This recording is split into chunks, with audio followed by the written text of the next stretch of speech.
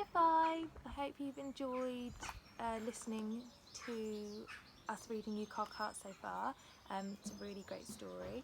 So I'm going to read the next chapter, which is chapter 6. So sit back, find yourself a nice comfortable spot, just relax and listen. Robert pushed open the door to his dad's workshop and laid the broken fox down on the workbench in the centre of the room. Rows of brass tools and clock faces glinted in the gaslight, throwing twitching shadows across the walls. Robert examined the mechanimal's injury.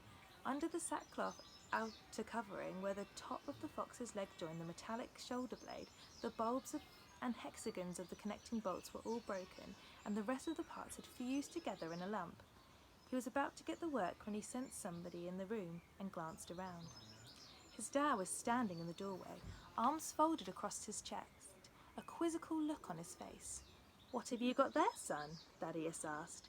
"A mech fox." Robert stood aside so his dad could get a better view. "I found it hiding down the lane.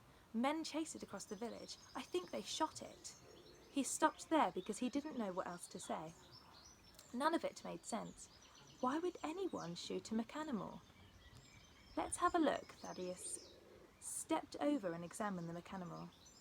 He put on his glasses and peered closely at the shattered cogs visible under the torn sackcloth fur. "I've only ever seen such workings once before," he muttered.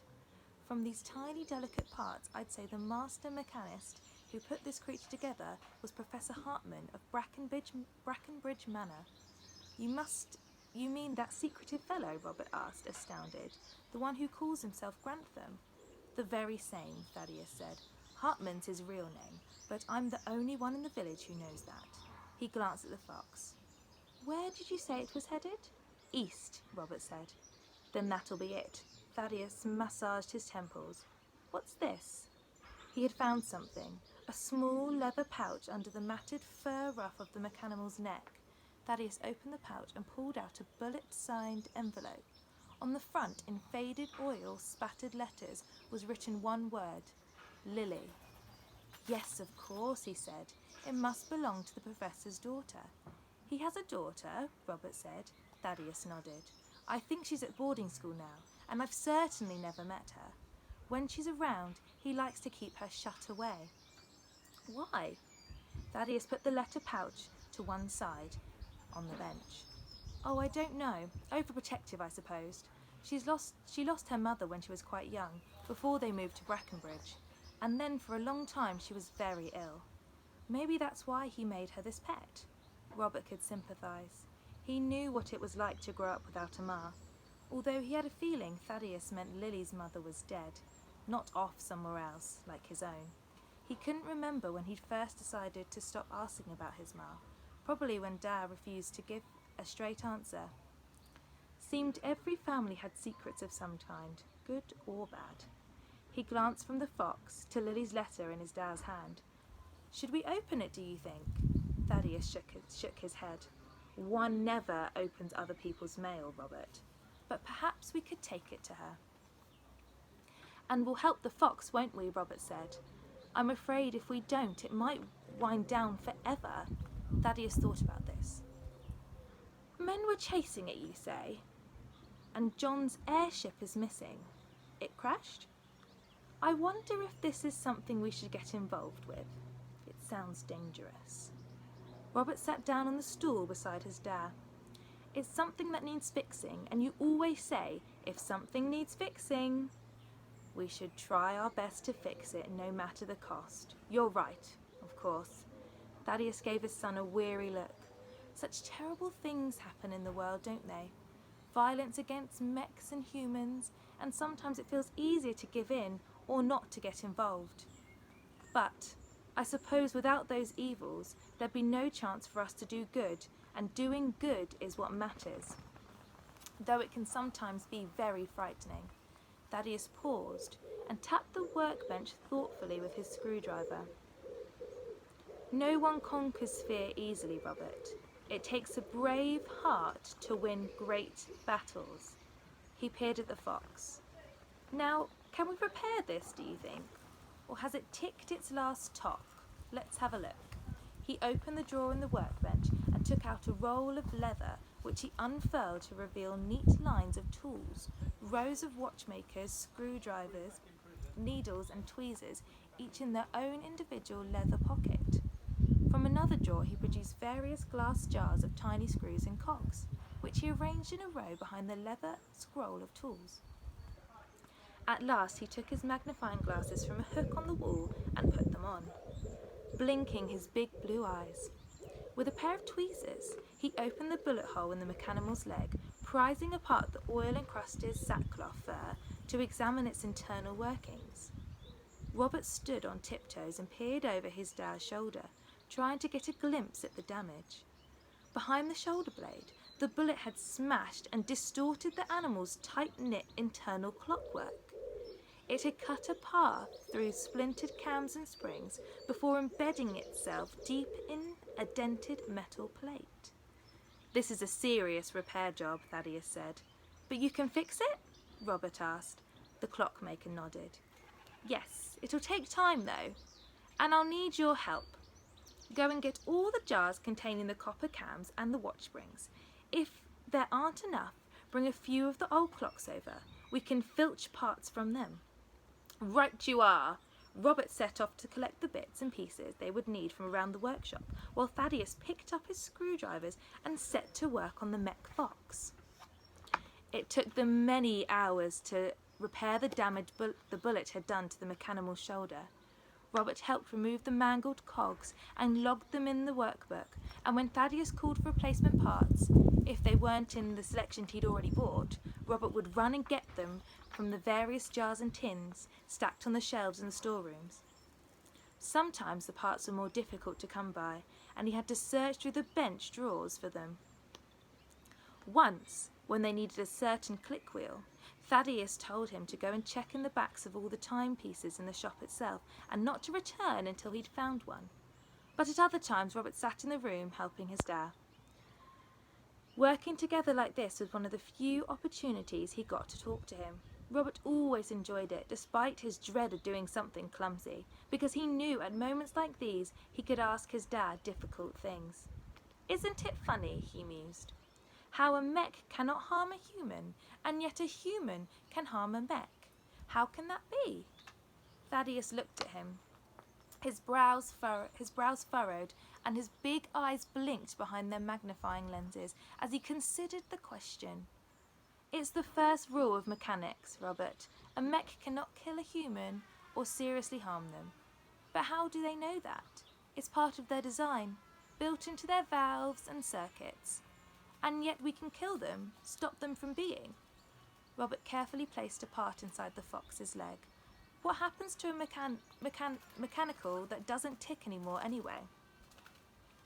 "I suppose they die," Thaddeus said, "if they can do such a thing." "Or they disappear," Robert said. He held an oily cog in his hand, turning it over and over. The sharp teeth around its edge pricked at his fingers. "But what happens to them after that? Do you think they go to heaven? Do you think they have mechanical souls?" Thaddeus looked about this as he replaced a spring around the fox's scapula. "I don't know," he said. "Common opinion is they don't." He paused. "I never told you this before. Perhaps I should have mentioned it earlier. But for a while, 7 years ago, when he first moved here, I used to go to Brackenbridge Manor to wind the clocks for Professor Hartman. When he learned that I repaired timepieces as well, he'd occasionally ask for help fixing one of the mechs, though I never saw this one." Robert's eyes widened. He hadn't realised his dad had worked on proper mechs before. It was yet another thing that he'd been keeping from him. "All of John's mechs were so delicately made," Thaddeus continued, and when they were working, something about them seemed different, more alive." "How so?" "They're not like regular models. They have quirks, can think for themselves. If that doesn't make them living things, I don't know what does." "But why aren't there more of those ones about?" Robert persisted, pressing the teeth of the cog against his palm. "Perhaps John made them specially," Thaddeus said. "Certainly the mass-produced mechs never have that amount of personality. It takes skill to make such things. I think he only let me help him with his repairs because he saw a kindred spirit. That and the fact he didn't like sending his mechs away to be fixed. Said it destroyed their personalities. Thaddeus took a break from repairing the fox's leg and packed his pipe with fresh tobacco from a pouch in his pocket. Then he lit it and took a few long puffs. What are they like then? His other mechanicals, Robert asked. He couldn't imagine having such a life of privilege, to have so many mech servants around you, even to have a mechanimal pet like the fox. Thaddeus blew out a ring of smoke. One of the mechs up at Brackenbridge, Mrs. Rust, the cook, used to sing as she worked. Songs she'd made up, and I suppose one might say, if she created such wonderful things, then she possessed a soul. But still, when she broke down and John and I repaired her insides, I could never see where her spark of life came from. The thing is, Robert said, if you open up a human, I don't expect you'd find evidence of a soul either, or what's unique about them, come to that. Thaddeus shrugged. I don't know enough about these things to tell you, but one thing I do know is this. Feelings and intuition, love and compassion, those are the things that make a soul, not blood and bones or machine parts. He ruffled his son's hair with a calloused hand. The soul's matter of the heart, Robert, and the heart's a mystery even the greatest scientists don't understand. Robert nodded, but he wasn't sure he understood either. He watched Thaddeus put his pipe to one side and return to his screwdrivers, digging away at the cogs inside the mechanical fox. It truly was a remarkable device. Robert remembered moving it down the street, just like it had a fox's soul. Perhaps his dad was right. The truth was there was less difference between humans and mechanicals than anyone would like to admit. At 3 a.m, Thaddeus finally laid down his tools and announced they were done. Taking a needle and thread, he stitched the fox's loose sack fur back together until the machinery in his leg was entirely hidden. Robert piled felt blankets onto the workbench, and they let the mechanimal down on its side among them. After this, Thaddeus took the unique winder from where it hung about the fox's neck, placed it in the keyhole, and made 10 sharp turns. Then they stepped back and waited to see if it would wake.